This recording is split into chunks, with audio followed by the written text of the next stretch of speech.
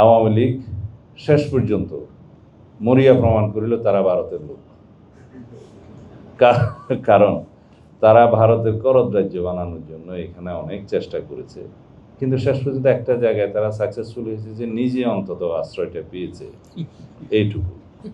আর বাংলাদেশের মানুষ সবসময় বলতো যে তারা আমাদের বিরুদ্ধে বলতো যে বিএনপি ভারত বিরোধী, বিএনপি ভারতের পছন্দ করে না, আওয়ামী লীগ ভারতপন্থী দল, আওয়ামী লীগ ক্ষমতায় আসলে এই হবে এই হবে হবে। কিন্তু তারা নিজেরা যে এই জিনিসগুলো গত 15-17 বছরে এমনভাবে প্রমাণ করে দিবে বাংলাদেশের মানুষের সামনে, সেই জন্য একটা ধন্যবাদ দেওয়া দরকার যে আমাদেরকে আর প্রমাণ করতে হয়নি যে কারা কোনপন্থী।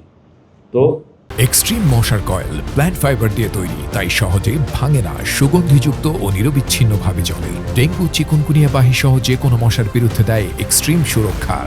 আমাকে প্রথম ওখানে ইন্টারভিউশন জিজ্ঞেস করছিল, আপনারা তো এন্টি ভারত একটা দল। আমি বললাম যে আপনাদেরকে বুঝতে অসুবিধা হচ্ছে, আমি পুরো বাংলাদেশি, আমি বাংলাদেশের পক্ষের লোক, আপনাদের বিরুদ্ধে সেটা ঠিক। যাই হোক, এদের অ্যাটিটিউডটা এরকম। এনিওয়ে, তারা বাংলাদেশের জন্য আওয়ামী লীগ একটা ন্যাশনাল সিকিউরিটি থ্রেট হিসাবে আমরা মনে করি। যারা বাংলাদেশের অস্তিত্বটাকে বিশ্বাস করে না, বাংলাদেশটাকে শাসন করবে, বাংলাদেশটাকে শোষণ করবে, কিন্তু বাংলাদেশকে কোনোদিন বাংলাদেশের অস্তিত্বটা বিশ্বাস করবে না, সেটা একদম প্র্যাকটিক্যালি প্রমাণ করে দিয়ে নিজে ওখানে আশ্রয় নিয়ে নিল। এই বক্তব্যের পর তো নিশ্চয়ই আমাকে কেউ ভারতের এজেন্ডার বলবে না, আশা করি, তাও বলবে। আচ্ছা, তো এইটা হচ্ছে ওই তকদির, বলে যে আমার তকদিরে লেখা আছে, আমি কি করব। এখন এত বেশি স্ট্রাগল করলাম, এত 4 বছর নিম্ন আদালতে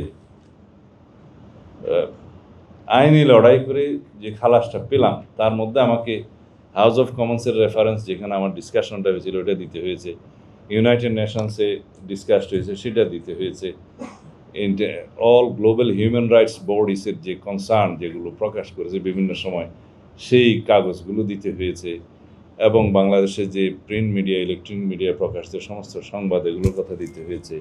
আমি রিড করেছি সেই স্ট্রাগল, রিটের যে অর্ডার এগুলো সহ বিভিন্ন রকমের সার্কামস্টেন্সিয়াল এভিডেন্স সবগুলো দিয়ে তাদেরকে কনভিন্স করার চেষ্টা করলাম যে এইটা তো কোনো নর্মাল ট্রেসপাসিংয়ের ঘটনা হতে পারে না। আলটিমেটলি আমি খালাস পেলাম, খালাস ওই শর্তে পেলাম যে প্রসিকিউশন প্রুফ করতে পারে না ওইভাবে, এবং ইন্টারেস্টিংলি ওখানকার আইনটি এরকম ছিল যে আমাকেই প্রুফ করতে হবে যে আমি দোষী না।